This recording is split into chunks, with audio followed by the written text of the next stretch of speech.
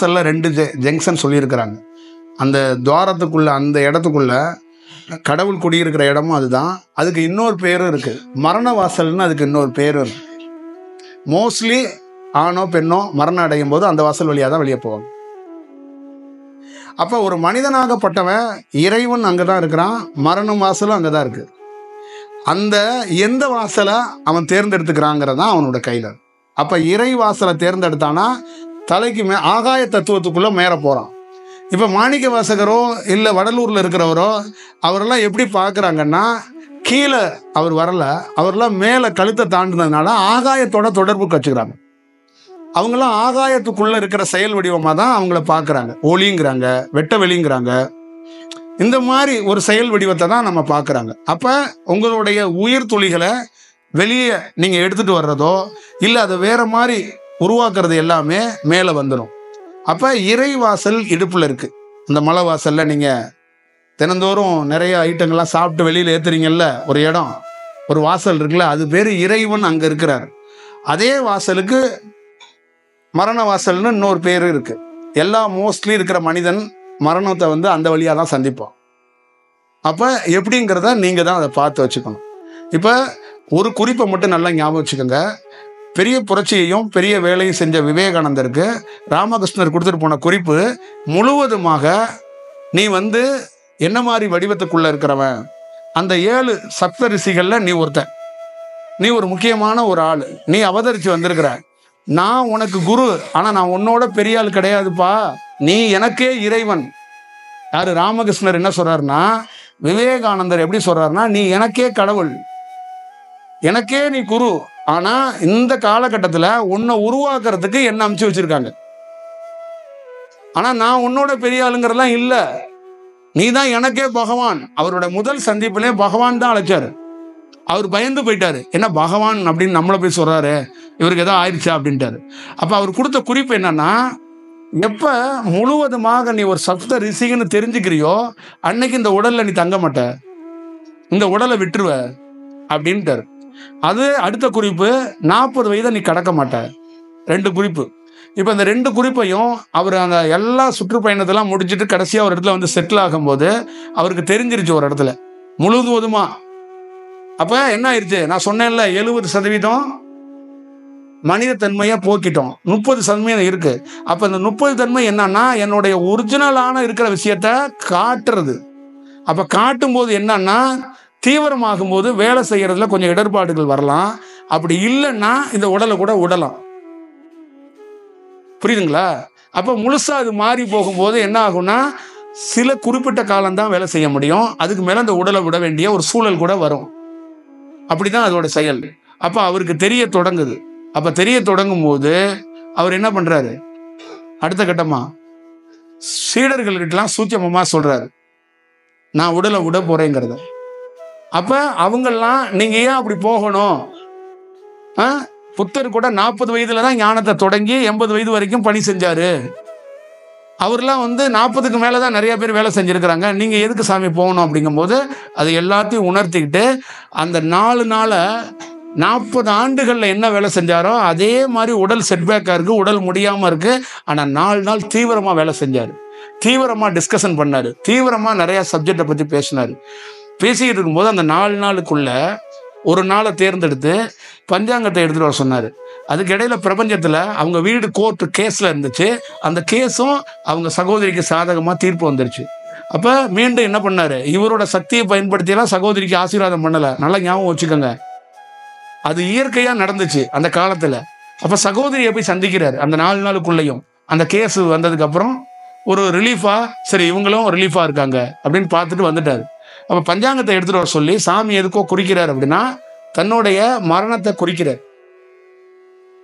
எப்ப இந்த உடல்ல இருந்து அந்த உயிரை விட போறோம், அப்ப அந்த திதி அந்த செயல்லாம் பார்த்துட்டு குறிச்சு அவரே வச்சுட்டாரு, அதை யாருக்கும் வெளிப்படுத்தலை. அப்ப அதுக்கு இடையில அவர் மறைப்பொருளாகவே நிறைய பேர்கள்ட்ட, முக்கியமானவங்கள்ட்ட இந்த உடலை விட போறேன்னு ஒவ்வொரு செக்ஷன்லையா சொல்றாரு.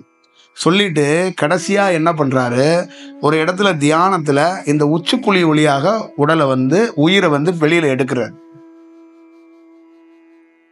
புரியுதுங்களா? அப்ப அவருக்கு ஆயுள் காலம் இன்னும் இருக்கு, நல்லா ஞாபகம் வச்சுக்கணும். அவர் இப்போ மரணம் அடைய மாட்டார். ஆனால் மரணம் அடையாதவர் அந்த ஆயுள் காலத்தை தன்னுடைய தியானத்தில் இதுக்கு மேலே நான் வேலை செய்யக்கூடாது, எனக்கு ஆயுள் காலம் இருக்கு, ஆனால் அதெல்லாம் நம்ம பணி செஞ்சுட்டு இருக்க முடியாது, வந்த வேலை முடிஞ்சிருச்சு. அப்போ அந்த ஆயுள் காலத்தையும் தன்னுடைய தியானத்தில் மாற்றி அமைக்க முடியுங்கிற ரெஃபரன்ஸு அவர் தான் கொடுக்குறாரு. அவர் மட்டும் கொடுக்கல, எல்லா யோகிகளும் குருமார்களும் அதை கொடுக்குறாங்க. அப்போ என்ன பண்ணார்னா தன்னுடைய கலை, எதை கலை அப்படின்னா, நீங்கள் தியானம் பண்ணுறீங்கல்ல, எதுக்கு இந்த தியானம் பண்ணுறீங்கன்னா உங்கள் உயிர் உங்களுக்கே தெரியாமல் பிரிஞ்சு ஓடி போயிருது. புரியுதுங்களா? உங்ககிட்ட சொல்லாமே ஓடி போயிடுறான். உங்கள்கிட்ட சொல்லிட்டு தானே போகணும், வரும்போதும் சொல்லலை, போகும்போதும் சொல்ல மாட்டான். இப்போ இவர் என்ன பண்ணுறாருனா தன்னுடைய உயிரை அவருடைய ஆசனத்தில் உட்காந்து அந்த தியானத்தை பயன்படுத்தி சுவாச வழியாக, அந்த தியானத்து வழியாக அந்த செயலை வெளியில் எடுக்கிறார். அப்போ அந்த தீவிரப்படுத்தும் போது இரத்த கசிவு வருது. அப்போ இங்கே என்ன ஆகும்னா நிறைய உஷ்ணம் அதிகமாயிரும். நீங்கள் தியானம் பண்ணும்போது இங்கே உஷ்ணம் ஆகும், முகமெல்லாம் ஆகும், சில இடத்துல உடல் ஆகும்ல, அந்த மாதிரி ஒரு இடத்துக்குள்ள தீவிரப்படுத்தும் போது அங்கே அதிகமாக உஷ்ணத்தன்மை ஆகும். அப்போ உச்சிக்குழியிலேருந்து அவர் பிரிக்கும் போது அவருக்கு தீவிரமாயிடுச்சு உஷ்ணம். அப்போ ஃபோர்ஸாக அதை இந்த டயத்துக்குள்ளே வெளியில் எடுத்துகிட்டு வந்தாருன்னா எடுத்துகிட்டு வந்துட்டார். புரியுதுங்களா? அப்போ அதை நீங்கள் பார்த்துக்க, அது எப்படின்னு. அப்போ மலைவாசல் வழியாக வெளியில் அனுப்பலை. அதே மாதிரி மரணத்தை அவர் உடல் முடியாமல் இருக்கிறாரு, எந்த மருத்துவரும் இப்போ சாமி சாவார் இப்படி இருக்கு அப்படிங்கிறத அந்த தேதியே வரல. பஞ்சாங்கத்தை எடுத்துகிட்டு வந்து காலத்தை பார்க்குறாரு, பூமியோட சுழற்சியை பார்க்குறாரு, ஆகாயத்தோட செயலை பார்க்குறாரு. இந்த நேரத்தில், இந்த திதியில், இந்த நட்சத்திரத்தில் இந்த உடல்லேருந்து வெளியில் போனால் ஈஸியாகவும் இருக்கும், சரியாகவும் இருக்கும். அதுக்கு முன்னாடி எப்படி இந்த பிரபஞ்சத்தில் அவரோட தியானத்தில் யார்கிட்டலாம் எப்படிலாம் சூட்சமத்தில் கேட்டிருக்கணும், உட்காந்து பார்த்துருக்கணும்லாம் பார்த்துருப்பாரு. அப்போ பர்ஃபெக்டாக எல்லாத்தையும் செட் பண்ணி உட்காந்து விடுறாரு. இது கிடைச்சிட்டா ஒவ்வொரு தனி மனிதனும் எவனாவது நமக்கு எவன்டா பாட கட்ட போகிறான், எவன்டா சங்கு ஊத போகிறான், எவன்டா இதை செய்ய போகிறான்னு தேடுவோமா? படுக்கையில் கிடக்கும்போது புள்ள சோர்வு, 6 மாதம் பையன் வீட்டில், 6 மாதம் பொண்ணு வீட்டில், அந்த 6 மாதத்துக்குள்ளே லோல் போட்டு லொங்கு போட்டுறான் ஒருத்தன். புரியுதுங்களா? இது நிறைய வீட்டில் நடக்குது. நிறைய பணக்காரர்கள், நிறைய படித்தவங்க ஹோமில் கொண்டு விட்டுறாங்க. நிறைய தாய்ங்க என்ன பண்ணுதுன்னா, சில குருமார்கள்ட்ட பிள்ளைங்க எல்லாம் ஃபாரின்ல போய் செட்டில் ஆகிட்டாங்க, என் சொத்தெல்லாம் கொண்டாந்து உங்கள் ஆசிரமத்தையே கொடுத்துட்டு அதுங்க ஒரு ரூம் எடுத்துகிட்டு உட்காந்து இருக்குங்க. இறைவா முத்தி குர்ராடே எங்கடா இருக்க அப்படின்னு சொல்லிட்டு சிவா சிவான்னு சொல்லிட்டு இருக்குங்க. இந்த மாதிரி ஆசிரமத்தில் இருக்கிறவங்க நிறைய பேரை நானே பார்த்துருக்கேன். புரியுதுங்களா? அப்போ உண்மையான தியானம் இருந்தால் அங்கே இறைவனை நாட வேண்டியதில் நீயே அந்த செயலை செய்துவிட முடியும்.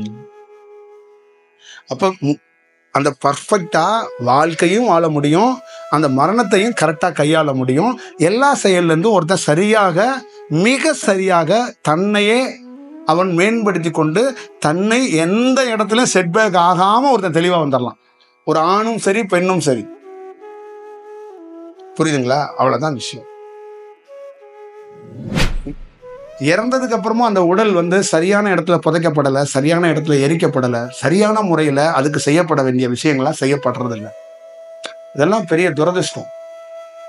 அதுக்கெல்லாம் காரணம் என்னன்னா, அந்த தாய்க்கு தந்தைக்கு செய்ய வேண்டிய கடமைங்கிறது சோறு போடுறது, அம்மாவுக்கு புடவை எடுத்து கொடுக்கறது, அம்மாவை பார்த்துக்கிறது. அப்படின்னா அம்மாவை எப்படி பார்த்துக்கணுங்கிறதுக்கெல்லாம் ஒருத்தன் தயாராகணும்னா தியானம் பண்ணாதான் தயாராக முடியும். அது மாதிரி தாய் தந்தைக்கு ஏதாவது செய்யணும்னா அந்த தாயெல்லாம் அந்த துன்பத்திலேருந்து விடுபடுறதுக்கான வாய்ப்புகளை ஒரு தியானவானால ஏற்படுத்தி கொடுக்க முடியும். 1. 2வது, அந்த உடல் உயிரை விட்டுறதில்ல, கீழ்நிலையிலே நோக்கி நம்ம தாய் தந்தை விட்டுட்டா கூட அதுக்கு முறையாக அது திருப்பியும் உடல் இல்லாமல் இந்த பூமியில் சுற்றிக்கிட்டு இல்லாமல் அதுக்கு ஒரு வாய்ப்பை உருவாக்கி கொடுக்கணும். அது துன்பத்திலேருந்து விடுபடணும், உடல் இல்லாமல் துன்பப்படும்.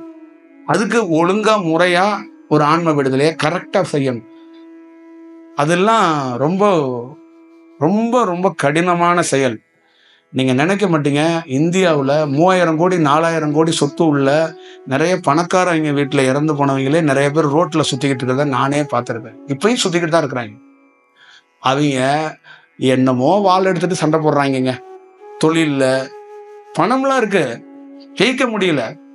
இப்போ என்னென்னமோ வேலை செய்கிறாங்க, சக்ஸஸ் பண்ண முடியல. ஏன்னா அவங்க முன்னோர்கள் எவனுமே ஆன்மா அந்த சாந்தியை அடையலை. அவனுங்களே துன்பத்தில் சுற்றும் போது அது எல்லாமே இவங்களுக்கு பெரிய அழுத்தமாகவும் பெரிய ஒரு டிப்ரெஷனாகவும் ஆயிடுது. இதெல்லாம் கண்டுபிடிக்கவே முடியாதுங்க. இதுதான் சொல்கிறான் ஒரு யோகி. என்ன சொல்கிறான்னா, என்னை நீ கற்பனை பண்ணி கூட பார்க்க முடியாதுப்பா, அப்படி ஒரு செயல் இருக்குப்பா இந்த பிரபஞ்சத்தில் இருக்கிற. நீ சும்மா மாணிக்க வாசகர் அப்படின்னு ஏதோ திருவாசகர்லாம் எடுத்து நீ படிச்சுக்கிட்டு இருக்க, அதெல்லாம் கிடையாதுங்க. நீங்கள் மாணிக்க வாசகர்னா அது அது அது உள்ளே போயிட்டீங்கன்னா அது அதோடைய லேயர் வேற மாதிரி இருக்கும். அந்த லேயர் அப்படியே விரிஞ்சு கூட்டிக்கிட்டு போய்கிட்டே இருக்கும். அந்த லேயரை போய் தொடர்றதுக்குள்ள நீ ஞானம் அடைஞ்சிருவ. இந்த தாமரை பூ ஒரு 10 லேயர் விரியுது இல்ல, அந்த மாதிரி பல லேயர் விரிஞ்சுக்கிட்டே இருக்கும். அவ்வளவு பெரிய ஸ்கேல் இருக்காது. ஈஸியா ஒரு 10 லைனை படிச்சுட்டு நம்ம மாணிக்க வாசகரே அடைஞ்சிட்ட மாதிரி ஃபீல் பண்ணிட முடியாதாங்க. அவ்வளவுதான் அதுக்குள்ள இருக்கு. அப்ப எப்படி பார்க்கணும்? அப்ப இந்த தியானம் உங்களை பல்வேறுபட்ட வடிவத்துல உங்களுக்கு தான் அது மேம்பட வைக்கும். எந்த குருவையோ எந்த கடவுளையோ தனி மனிதன் தியானம் பண்றவன் கடவுளையோ குருவையோ மேம்பட வைக்கிறது இல்லைங்க. தன்னை மேம்பட வைக்கிறதுக்காக தான் ஒரு மனிதன் தியானம் பண்றான், கடவுளை தேடுறான். இப்ப இங்க வந்திருக்கீங்க எத்தனை பேரால மாணிக்க வாசகர் மேம்பட போறாரா, இல்ல நான் மேம்பட போறேன்? இப்ப நீங்க எல்லாரும் சேர்ந்து எனக்கு ஒரு படி, நான் ஒரு 10வது படியில நிக்கிறேன், நீங்க எனக்கு ஒரு 11வது படியில ஏற்றி விடுறதுக்காக வந்திருக்கீங்க. அது ஒண்ணு இருக்குல்ல. அப்ப தனி மனிதன் மேம்படையறதுக்காகத்தான் ஒரு கடவுளை தேடுகிறான், ஒரு யோகியை தேடுகிறான். அது நமக்கான ஆயுதம், இது நமக்கான பயிற்சி, நமக்கான செயல்.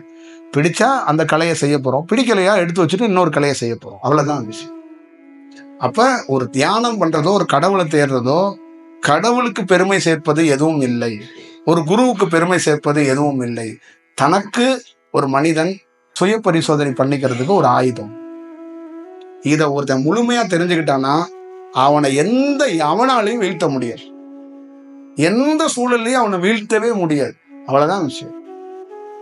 அதனாலதான் ஒரு யோகி இறந்தோன்ன உங்க வீட்டுல எல்லார் வீட்லயும் மரணம் வரும்போது பேரப்பிள்ளையோ பிள்ளையோ கொல்லி வைக்க தேடுறான். எந்த யோகி பேரப்பிள்ளையோ மகனையோ கொல்லி வைக்க தேடினான்?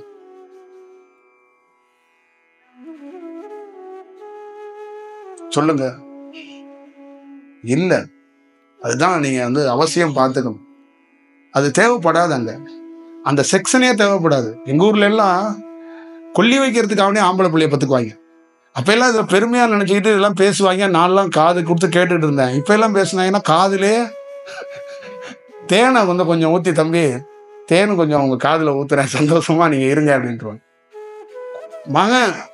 மகன் எங்க அப்பாவே என்கிட்ட சொல்லியிருக்கிறாரு, நான் கடைசி பையன், எனக்கு நீ தான்டா கொல்லி வைக்கணும், அதுக்காக தான்டா உன்னை நான் பெற்றேன் அப்படின்னாரு. கொல்லி வைக்கிறதுக்கு ஒரு பிள்ளைய பெற்றிருக்கிறாரு. அப்ப நான் என்ன சொல்றேன்னா, அது கூட உனக்கு தேவைப்படாதுப்பா. தியானம் பண்ணனா நானும் உனக்கு தேவைப்பட மாட்டேன், உனக்கு நீயே கொல்லி வைத்துக் கொள்வாய். அங்கு எல்லாம் இறை படைசூட நம்ம ஆளுங்க இருக்கிறாங்கல்ல, நம்ம ஆளுங்க சாராயம் குடிச்சிட்டு கறி தின்னுட்டு அங்க ஒப்பாரி வைக்கிற டீம் இல்லாம இறையோடைய தன்மையிலே ஒரு நல்ல செயலாக மாறப்படும், அந்த வடிவம் மாறப்படும். தமிழ்நாட்டில் என்னைக்கு சாவு வீடு புனிதமா மாறுதோ, என்னைக்கு அது மாற்றப்படுதோ, அன்னைக்குதான் ஒரு தியானத்துல ஒருத்தன் மேன்மையை அடைய முடியும். அது நடக்கணும். அது என்னைக்கு அது நடக்குதோ, அது என்னைக்கு ஒரு முன்னோர்கள் சரியான முறையில் ஆன்ம விடுதலை அடைந்து ஒரு ப்ராப்பரா அது நடக்க தொடங்குதோ, அன்னைக்கே ஒரு வீடு மாறுதுன்னு அர்த்தம். ஒரு வீடு கண்டிப்பா பெரிய மாற்றத்தை சந்திக்குதுன்னு அர்த்தம். அது அவசியம், அது பார்க்கப்படணும். என்னால முடிஞ்ச அளவுக்கு அதனாலதான் இந்த பௌர்ணமி டயத்துல எல்லாம் நான்லாம் ஆன்ம விடுதலை ஏன் கொடுக்குறேன் அப்படின்னா, நிறைய பேரை வர சொல்லி, தயவுசெய்து நீங்க உங்களுக்கு மட்டும் நன்மை கிடையாது, செத்து போய் ஒருத்தன் பாவம் உடலெல்லாம் சுத்திட்டு இருக்கான், வாங்க ஒரு வேலையை பண்ணிக்கங்க. எல்லாம் செய்ய முடியாதுங்க, காசு கொடுத்தா கூட செய்ய முடியாது. எல்லாம் நீங்க பேங்க்ல போய் உங்க சொத்தை அடமானம் வச்சு லோன் வாங்கினா கூட உன் முன்னோர் ஆன்ம விடுதலை அடைய மாட்டான். அதெல்லாம் கரெக்டா பண்ணிக்கங்க, ஒரு நல்ல செயலை செய்யுங்க. செத்தவனுக்கு ஒரு வாழ்க்கையை கொடுங்க. அவன் செத்து பல ஆண்டுகளா துன்பப்பட்டு கிடக்குறான். பல பேர் கேட்கவே மாட்டாங்க. நானும் நிறைய பேர்கிட்ட சொல்லுவேன், கேட்க மாட்டாங்க. சரி ரைட்டு இன்னும் விட்டுருவேன். அது வர்ற நிறைய மாணவர்களுக்கு அதை நான் செஞ்சு கொடுத்துருக்கேன். ஏன்னா அது தியானம் தான் எனக்கு கற்றுக் கொடுத்துச்சு. நான் போய் எங்கேயும் எந்த பண்டிதர்கள்ட்டையும் படித்து, வேத விற்பனர்கள்ட்ட படித்து நோட்டை எடுத்துக்கிட்டு எழுதிக்கிட்டு அதை நம்ம கற்றுக்கலாம் வரல. இந்த தியானம் இறந்தவர்களுக்கு எப்படி அவர்களை என்ன மாதிரி செய்ய வைக்கணும். அந்த உயிரை பிரித்து விவேகானந்தர் எடுத்தார்ல, அதே மாதிரி ஒரு சாதாரண மனிதனுக்கு மலைவாசல் வழியாக உயிர் போயிடுச்சு. அந்த உயிரை எப்படி பண்ணணும், அதை எப்படி சாந்தப்படுத்தி அமைதிப்படுத்தி அந்த வீட்டுக்கு அந்த உயிர்னால எந்த பாதிப்பும் இல்லாமல் தெய்வீக நிலையில் பிறப்பு இருந்தால் பிறப்பு எடுக்கணும், பிறப்பு இல்லைன்னா முக்தி அடைய வைக்கணும். அதை எங்கே கூட்டிகிட்டு போய் சாந்தப்படுத்தி வைக்கணுமோ அதை ஒரு தியானத்தால் ஒருத்தனால் கண்டறிய முடியும். தன் உயிரை கண்டவனால் பிற உயிர்களை காண முடியுங்கிறது தான் தியானத்தோட செயல். தன் உயிரை காணாதவனால பிற உயிர்களை காண முடியாது. இவ்வளவுதான் இதோட செயல். இந்த கலையோட தத்துவமே தான். தன் உயிரை ஒருத்தன் கண்டுட்டான்னா அவன் உயிர் மாதிரி தான் இன்னொரு உயிர் இருக்கும். அந்த உயிர் வடிவத்தை கண்டறிஞ்சு அதுக்கு என்ன செயல் வடிவம் செய்யணுமோ அதை செய்யறதுக்கு ட்ரை பண்றது. இப்படிதான் அது.